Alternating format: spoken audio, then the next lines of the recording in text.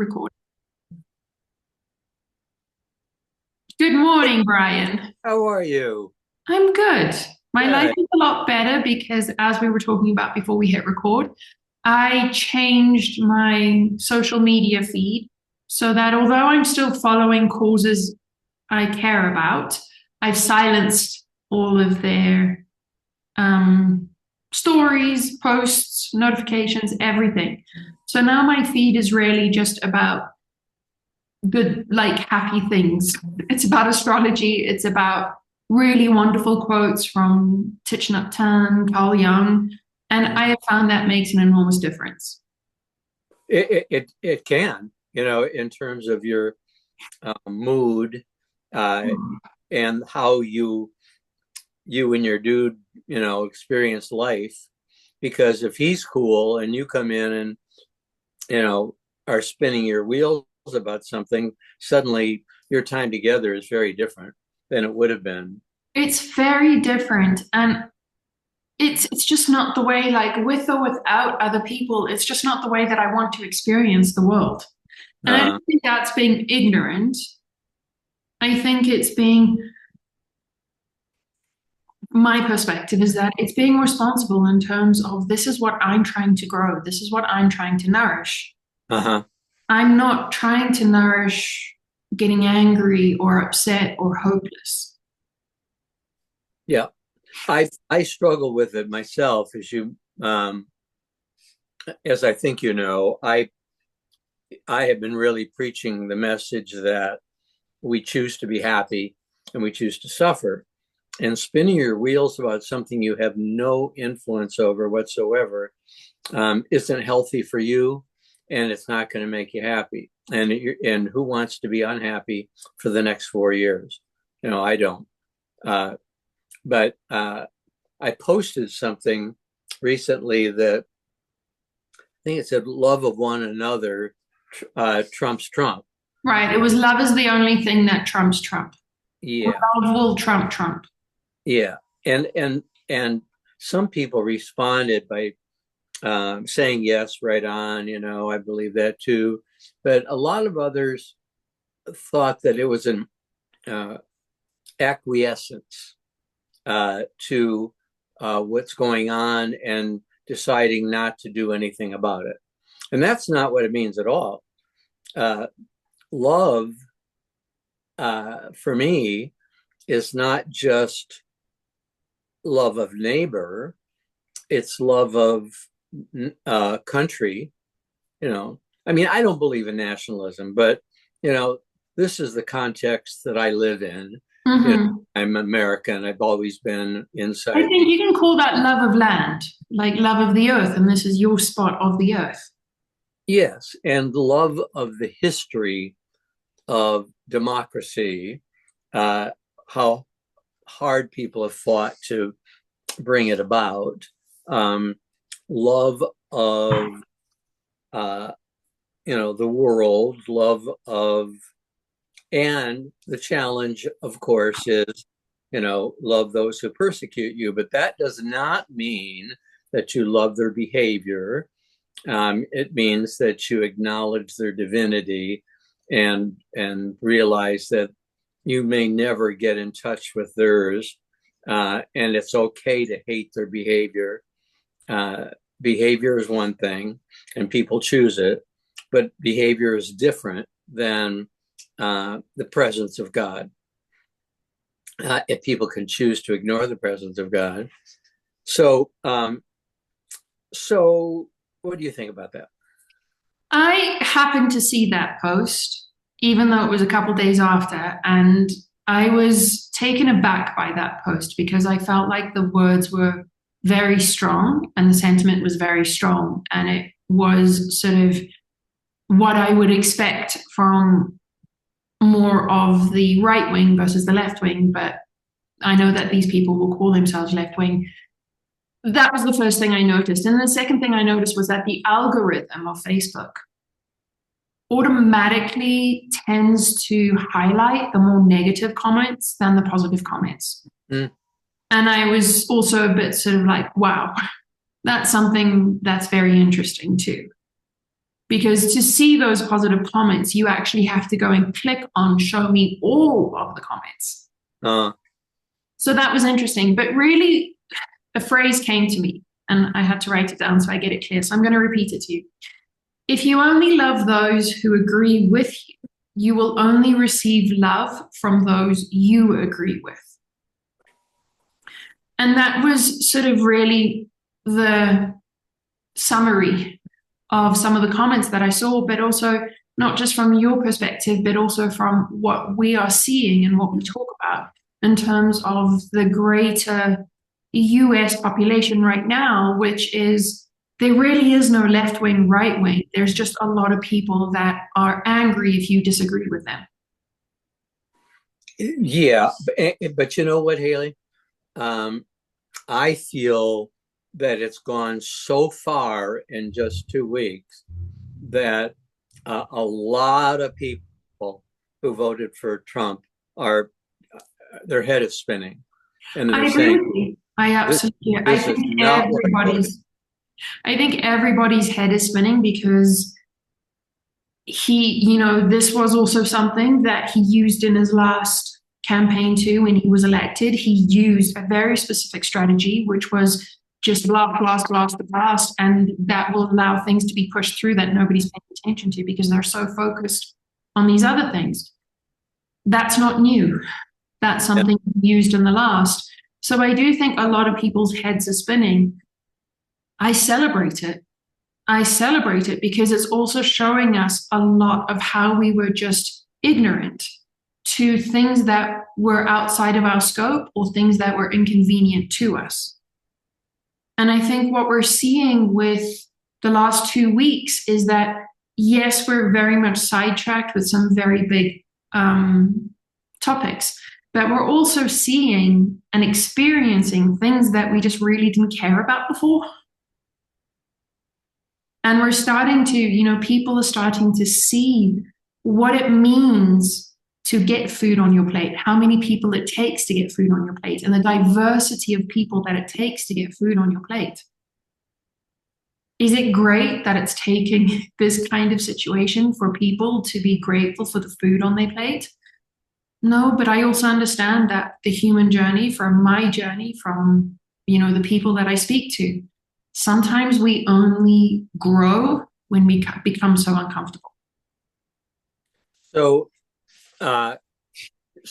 you're saying, if I hear you right, that all of these executive orders that Trump has issued in the last 2 weeks, and the firing of people in USAID,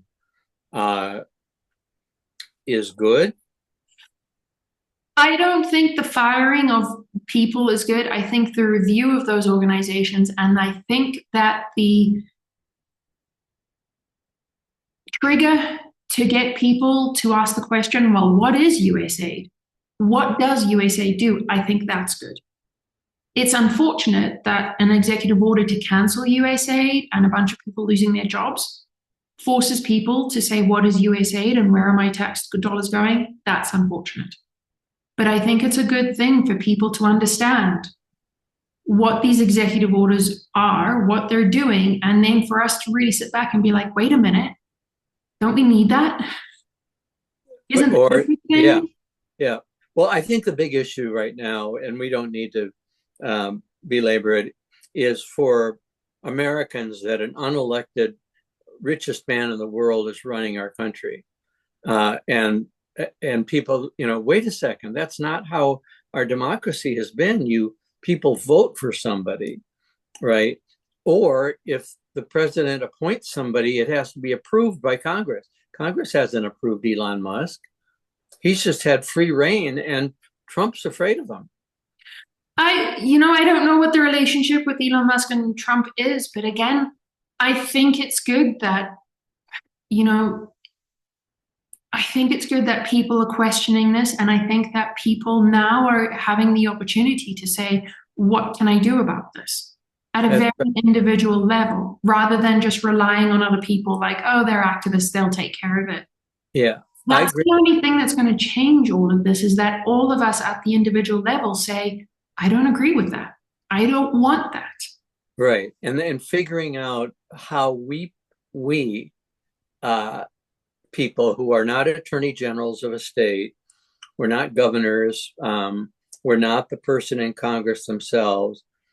How do we make a difference? Mhm. What actions can we take? Concrete. Tell me what actions you want. And if it makes sense to me, like having 2 million people show up on the lawn in Washington, uh, that's going to get press. Having Congress people realize that they're being watched very carefully and that people are upset they have no spine in terms of thinking for themselves, but that everybody is walking goose step. There's And no I think, two women are the only ones in the Republican Party who say no, no, no. We're not going to do that. And I think it, yeah, I think in terms of like the first action is you have the internet. Do your research, do your due diligence, get the information. That would be the first thing that I would suggest. And I think after that, it would be more about did we freeze? I'm just going to pause.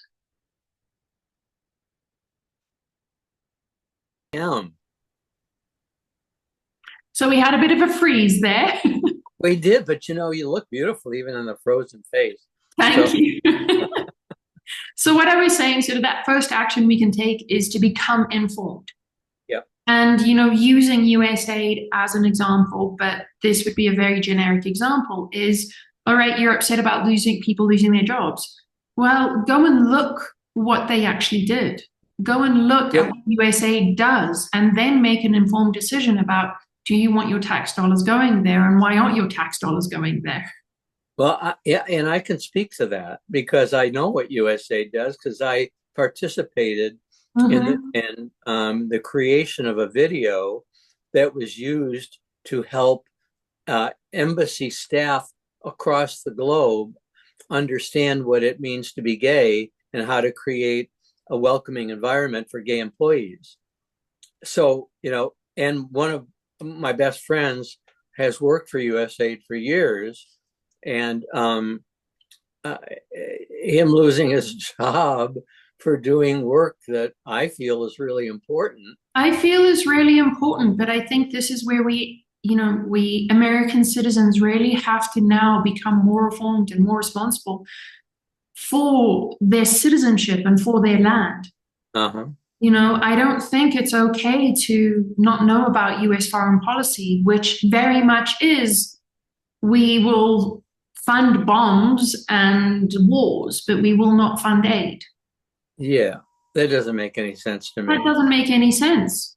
And I think so that's a wonderful opportunity for people to take a step back and be like, all right, I need to change this. I think that, what's happening now in Washington isn't just something that started now. It's been something that's been going on for 50 years. The lobbying has been steadily, steadily, steadily increasing, Yeah, becoming out of control. yes. Congress being able to trade stocks and literally trade on inside information. That's not just something that's happened since Trump's been in office. That's been something that's been going on for decades. So these are things that, yes, we need to see them come to light. The media picking and choosing what American citizens hear and it being very much aligned to whatever the current government's message wants to be, that has to change. So people have to sit up and be like, all right, why was TikTok banned? Uh-huh. Why aren't we hearing? Why aren't all of these demonstrations on news? There are demonstrations against US policy, against Trump, happening not only in the US, but all over the world. Yeah. Do you see that on NBC News? Well, I think you'd probably see it on NBC because NBC would agree with it, but you wouldn't see it on Fox. You don't see it at all. Uh-huh. And I think this is a very tumultuous I think we could use the word disaster time. It But I is. think we have to focus on what are the opportunities for this to become something better than what it was. Okay, so I agree with you, and I think we need to take responsibility to educate ourselves and not ignore what's going on in the lives of others, because that's not love, but also not uh, spin your wheels about something that you haven't researched or haven't made an effort to do something about. Mm-hmm. I don't want people getting me all riled up with giving me no direction on what to do. You know, that's not a gift to me to do that. Uh, but I want to, if I can, because I think we agree on that. I want to shift, if I can, to a different area, because I don't. We don't want to talk about that all the time. Exactly right. So, Haley, you know, we both talk about awareness, and a term that I have been hearing for the last week, which I really like, is active noticing. Have you heard that before? No.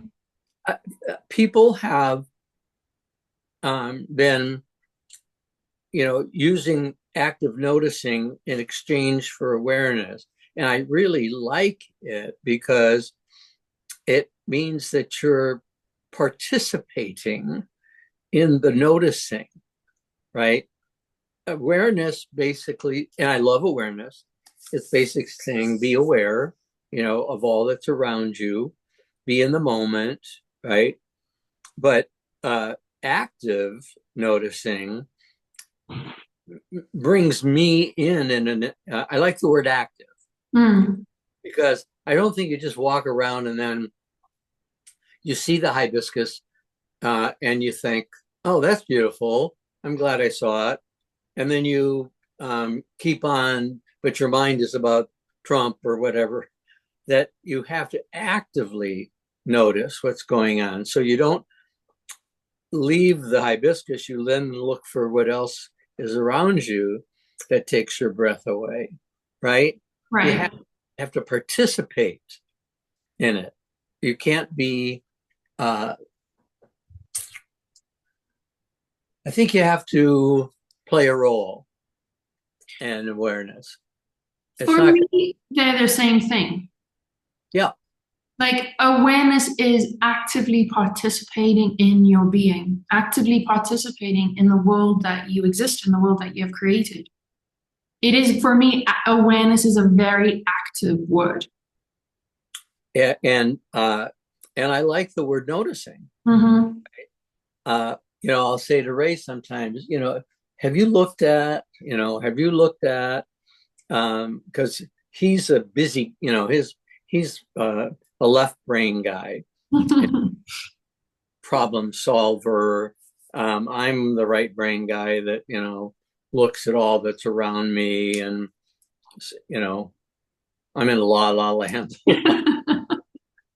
uh, but he likes it when I point out uh, my La La Land. Uh, he says, "Yeah, that's really beautiful." But then he said, "I've got to do something about that over there. It needs fixing." And that, you know, that's who he is, and That's his active noticing too, it though. is, and that makes him happy and gives his life purpose. And my way is not a better way, but it's a better way for me. In saying that, I would say that awareness is the same.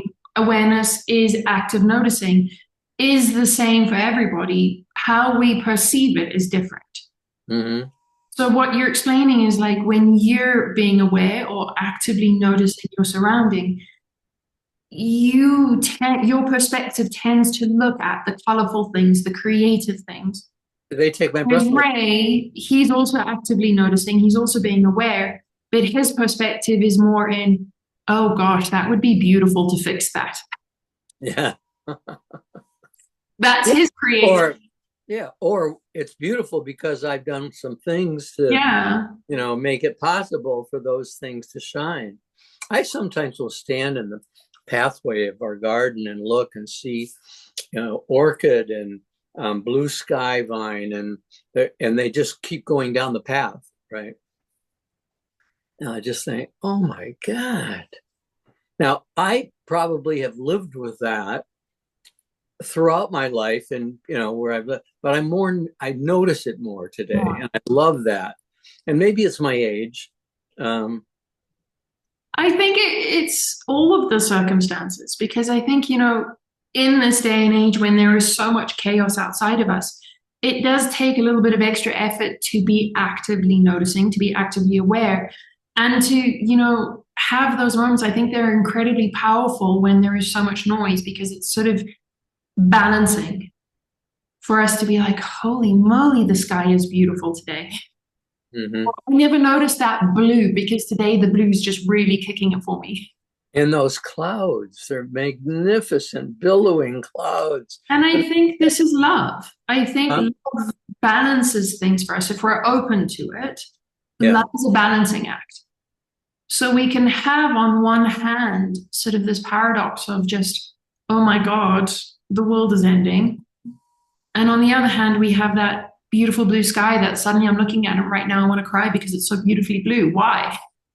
I think And that's the paradox of love.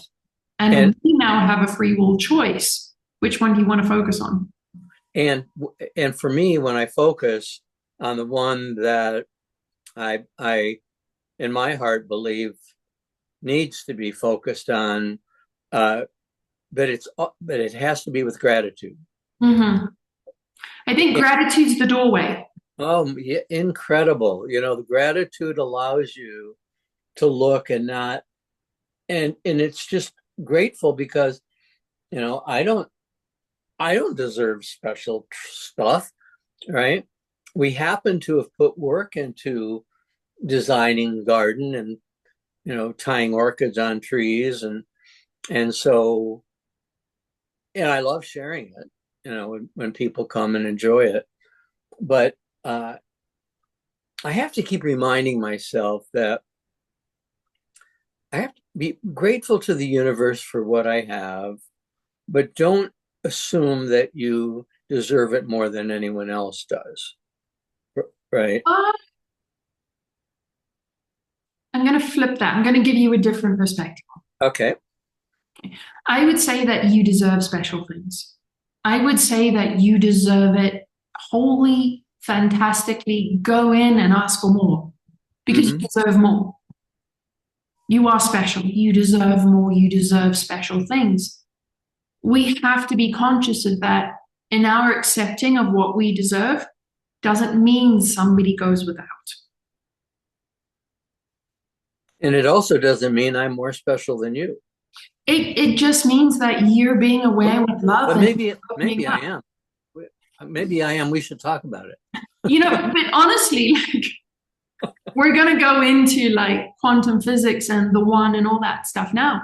But ultimately, if we believe in the one and that you are God, this is your world. You are the special one.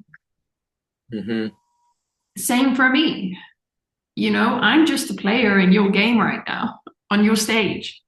Vice versa, you're just a player on my stage. So I think when we look for the love in one another and we see that, like, oh my God, you're just as special as I am. Mm-hmm. It's not like I think it's important. I think for us to move into more unconditional love, we have to be actively noticing where we are placing conditions on the love. So you're just as special as me. We're equaling. We're not saying I'm special, but not more than you or no less than you. Does that Mm-hmm. make sense on what I'm saying there? Yeah. I deserve this, but no more than you, or I don't deserve it really because nobody else can have it. If we can be in a place of I deserve this and oh my God, you so deserve everything you want to, let's celebrate that. Yeah. Let's be in It's the energy important. that love is equal for everyone. Yeah. we often see the world through the eyes of economy, right? Of lack I, or abundance. I have more money than you do. You have more money than I do. Your life is different because you have less money. You Uh, have a bigger house. yeah, yeah. You have more toys than I do, or I have more toys than you do. Uh, and I love that's why I love, and I use this example repeatedly because I'm in the grocery store so often, but I love having conversations with people who work in the grocery store, and asking them about Thanksgiving and Christmas, and because it reminds me that they have lives outside of this, and And they're happy. they're much more than they're not defined by stocking shelves in the grocery store Or the uniform that they're wearing. and getting paid a pittance to do what they're doing. Uh, they're much more than that. Mm-hmm. You know, they're glorious human beings who are God, godlike, God's within them. And uh, if they told me their story, I would be amazed. You know, we don't have time. They're working, but they start telling you the story about their grandfather fighting in the war in World War II, or how their grandmother had this famous recipe for cherry pie that she won the award year after year, and you start to flesh out, this person has a story, and it's really interesting because my grandmother never won a prize for cherry pies at the festival. I think, that goes again with actively noticing, which is awareness, which starts with being grateful and noticing your space around you. I think first you have to be grateful for the plants in your garden or your coffee or the Yeah. water in your house. You have to start there. And I think once you're in that energy of just seeing the beauty in things, it makes it so much easier to see the beauty in other humans without sort of the algorithm telling you this is the stereotype, this is the label, and you can't speak to that person. Haley, before we started recording, you told me that there's issues where you're living in Mexico with water right now, and that you and your dude have been buying water for 3 weeks. So we always buy our drinking water. It comes in these massive 20-gallon things. Yeah. And usually our house water and like that kind of stuff comes from the city. It's usually decently clean. And we have two massive water tanks on our roof that usually get filled every night. They're doing a lot of work on the water right now because it is a mess here in San Cristobal, and we're getting new pipes and probably a more modern way of transporting water to all of the houses and making sure that this is clean water, this is dirty water. So they've been working on like sort of the streets in our neighborhood, which means that our water is being cut.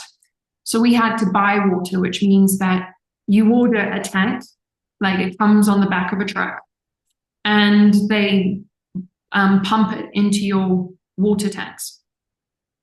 And for around 3,000 liters, it's 500 pesos. So that's like $150. No, not even $150. Like 15. Oh, really? Yeah, I'm not very good at math, but it's roughly $20, 20 pesos to a dollar right now. So it's maybe $25 for 3,000 liters of water. Yeah. So So, we've been dealing with that and sort of very conscious of our water and how much water we have, and sort of focused on water. well, that's exactly the question I want to ask you. Your focus is on water. How hard is it to be actively noticing the world around you when you're preoccupied with a really big issue, which is clean water. Uh, do you understand what I'm saying? And it's not inconsistent with our discussion about politics, right? Consuming your time and energy versus having time to smell the roses. Yeah, I'm grateful for it because it very much brings what is within my control and what I can work on and what I can do within my space rather than worrying about what's happening in the world. And I have zero control and nothing to do about that. So I'm grateful for it. It also brings very clearly that go. You are living in a small town in Mexico. That is my primary responsibility. That is in a country called Mexico, second. What happens in the US is for the US people that are living in the US. Mm-hmm. My focus is I made the choice to be in Mexico. I need to be present with that choice. Mm-hmm. So, you know, being with the water and being with the sort of idea of not going into guilt, but also, you know, all of those times I've never even thought twice about water. Just, oh, look, switch I know. on, then there's water. But also now being able to really be in sort of the energy of like, well, I'm glad that we have this new government now that is woman. We have a woman mayor. The president of Mexico is a woman. And they're really making some changes. And there's a lot of doubt around what they can do. But at the same time, they're making a lot of changes, which ultimately not only will I benefit, but my entire neighborhood benefits. And all of the outer areas that have been struggling with water for so long are benefiting. So it's kind of a little happy dance, even though sometimes there's no water and you're just like, well, how are we going to flush toilets? Which I get really stressed about. Uh-huh. Okay, not showering. I get stressed about not flushing toilets. Oh, I'm with you. But Haley, how do these water tanks work? Do they let you flush the toilet? These water tanks on the roof? If there's water in them. So they're connected. The city water goes into these tanks, and then the tanks are connected to the entire household. But it rains too, right? I mean, it rains, but ours are covered, so we don't collect rainwater. Oh, okay. You don't collect water. So to keep the water clean, we cover it. There are many, many, many houses here that collect rainwater. And there are many houses that are using wells too. And your place doesn't have a well? We don't have a well. We have our lovely big tanks upstairs, which are giants. Yeah. And I'm very bad about conserving water. I grew up not thinking about it. It wasn't an issue growing up. Water was water, and you were never going to run out. Especially if you lived in Michigan or surrounded by the Great Lakes. But so it's not uncommon for me to, be brushing my teeth, having turned down the water and walking around the house as I'm brushing my teeth, and the water's still running, and I'm not thinking to turn it off because I never had to or never was told to, or it was running water. And then you hear about people who have to walk 2 miles to get a bucket of water, kids being sent off with a bucket to walk 2 miles to the well in the town, the village. And you think, oh my God, of course, my turning off the water is not going to make it easier for them to get water. No, it's just going to make you feel lack. You're going to be like, I have to turn this off because there's not enough water. I wouldn't encourage that energy either. And it's expensive too. And I would, this is where it comes back to that whole thing about like you're special. Mm-hmm. You're special because you have running water in your house that is endless until something really goes wrong, and then they'll fix it hopefully in a week and everything's fine. But I think that's the joy of your soul and the life that your soul is living right now, is that you have running water. There are obviously souls that we will look at and be like, dude, if I had to walk for my water like that and then carry it on my head, and like, what if I tripped and it all dropped? that is my perspective of how shitty that would be for me. Right. I also lived in a country where that was normal Mhm. for a certain population. I can promise you, not one person was crying when they were carrying water. I can Yeah. promise you that the kids were not sitting on the side going, oh my God, we have no water. They were And playing in the drops. yeah, they weren't thinking that Laughter. they were not thinking that people in the US are leaving the running water They while were not thinking they're that. not thinking about it. They're But I not. do think it helps me. This is just me. It helps me more appreciate what I have when I think about the lives other people live. Now, that, again, I'm not saying that their life is less than. I'm just saying that the life that I've lived in would make me very aware of the hardship if I went and lived in that village and had to walk the 2 miles for the But isn't water. that gratitude what we're speaking of? You Yes. love your flowers because if they weren't there, you'd be like, I miss my flowers. Yeah. Yeah. So we And, think, the gratitude isn't just for nature, it is for the water, it is for soap, it is for having a dry, clean towel and my husband and the and dog. pillows. We have Yeah. Yeah. sheets and pillows and Oh, I do. I'm grateful for the sheets. I am. I get into a freshly made bed at home and think, what a luxury this is. This feels so good. Thank you. Right? Who are you thanking? blankets. I think that's part of the hero's journey, which we have made a choice to go along in terms of knowing ourselves, know thyself, and knowing our soul, and really learning to celebrate the way our soul's perspective is and being able to be like, wow, I see that because that's the beauty of my soul. Or I'm grateful that I've had these experiences that now I'm really conscious and grateful of water. I really love that. It's Mhm. the same for meat. We can go and buy a ribeye that will feed the two of us for 100 pesos, $5. Wow. Wow. Ribeyes on sale here. And I looked at a package and it was like $42 for the two steaks.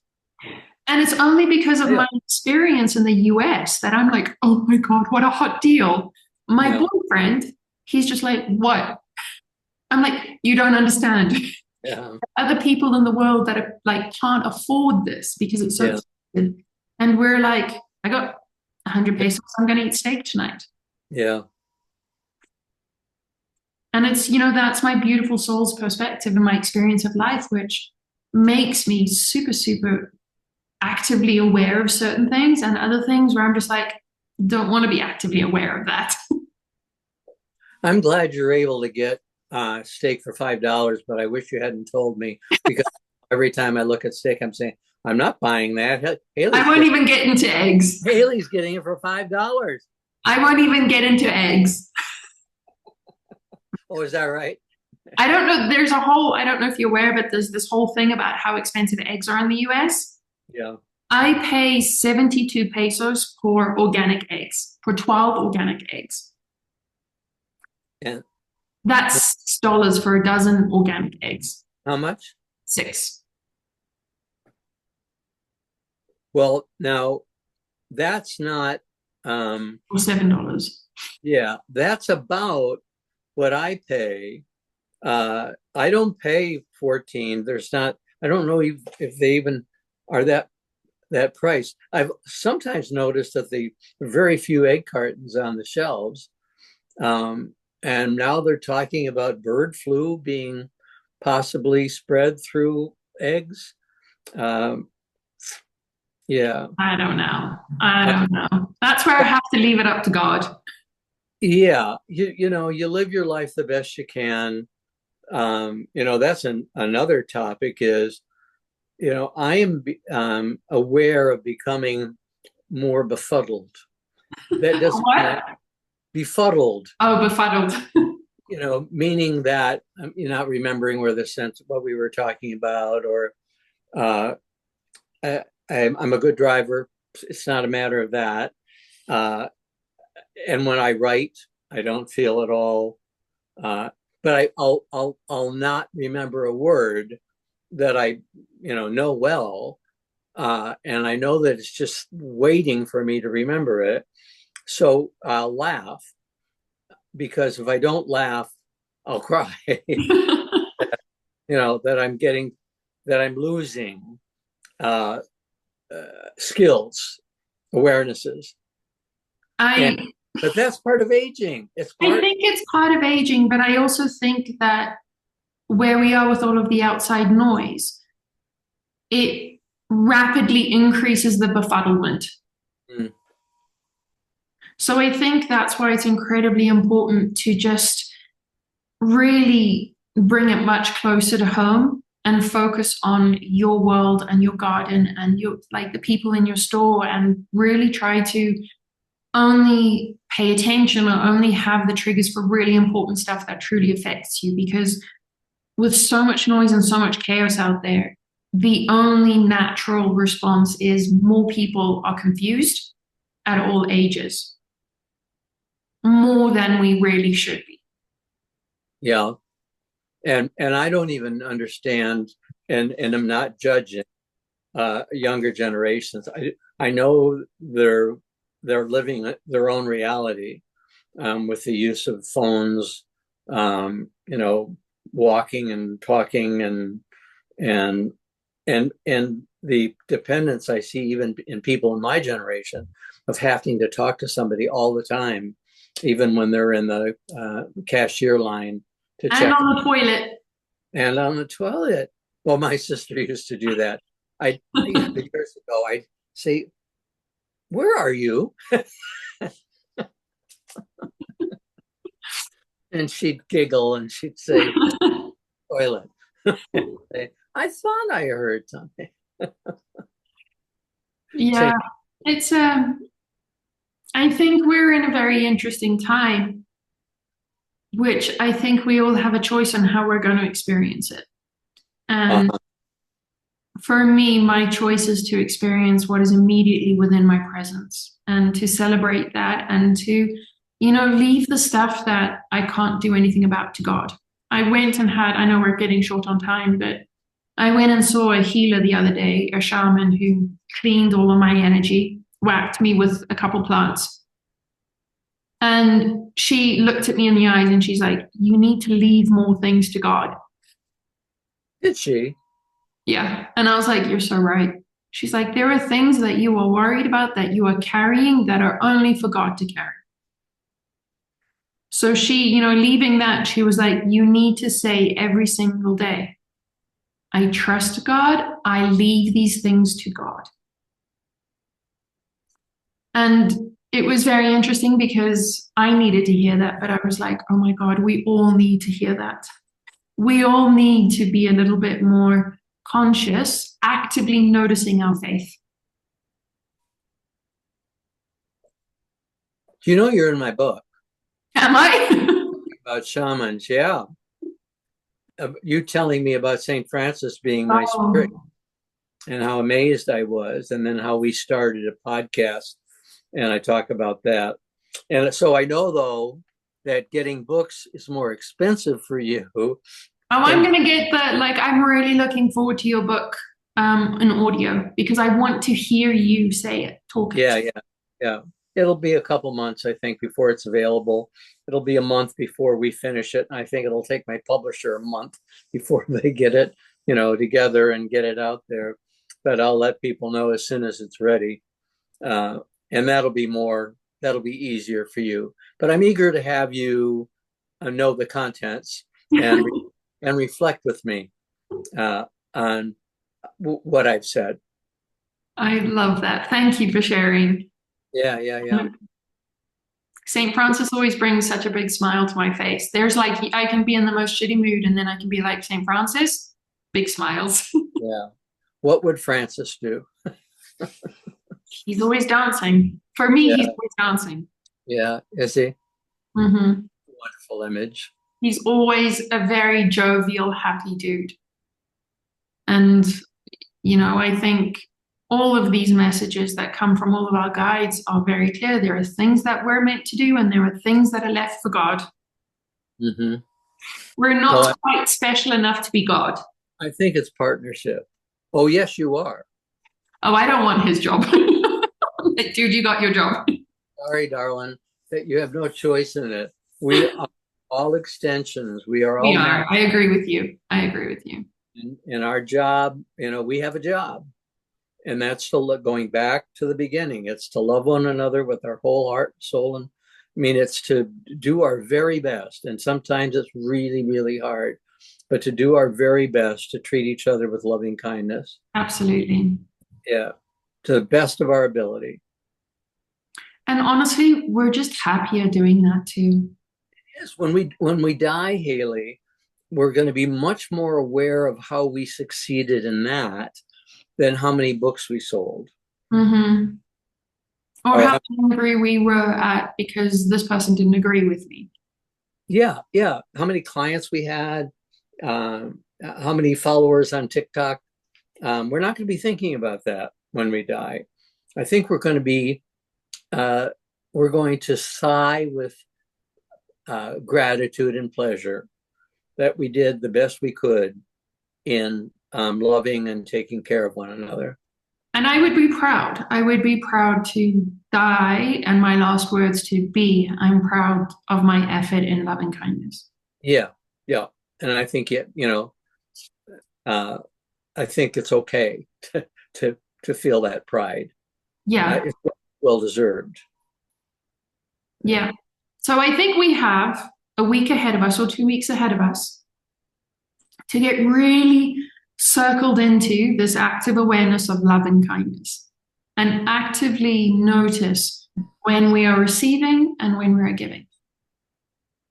That's our homework assignment. That's our homework assignment. Oh, and the other idea I had that probably needs a bit of effort on our part too is the idea of doing a Facebook Live. Oh, that That sounds also great. came to me when I was reading some of the comments from your post, sort of full circle to how we started this conversation.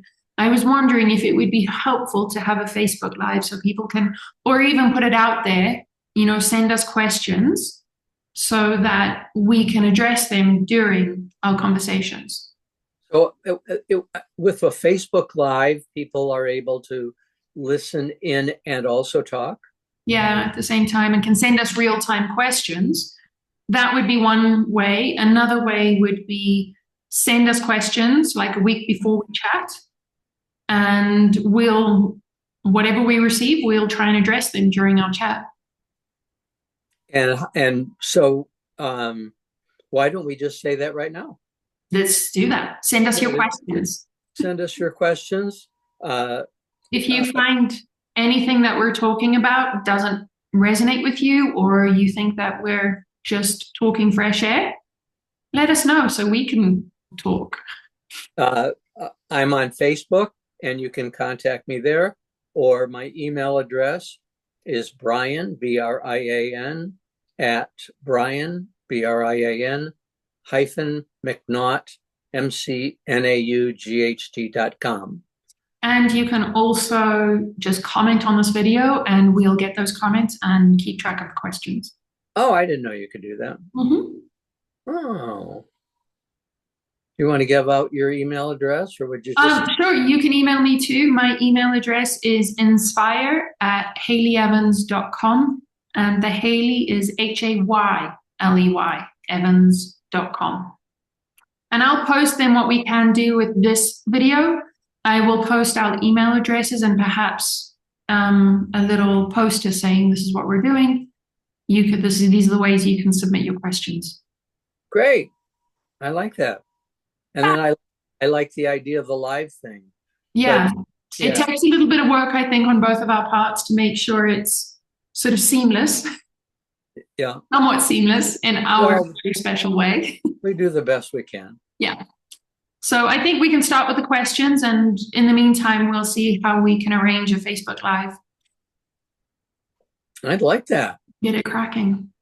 I say yes to anything that comes along because it's the universe asking. And you have to listen. You have to actively notice to listen. listen and say yes, because it's another opportunity to connect with people. And I think what I've been asking for is opportunities to speak of love. To speak of love. Mhm. Good. I think these are opportunities where we can speak of love, our little part in the world. Well, that's the part I've hoped to play over the last many, years of consciousness. And, I know other people have been, quote, more successful in, how many people bought their books or how many people listened to this or that. All you can do is your best. All And you you put it out there and hope that it reaches somebody who thinks that's exactly what I needed to hear today. Yeah, and just do what makes you happy, because if it's making you happy, it will ultimately make other people happy.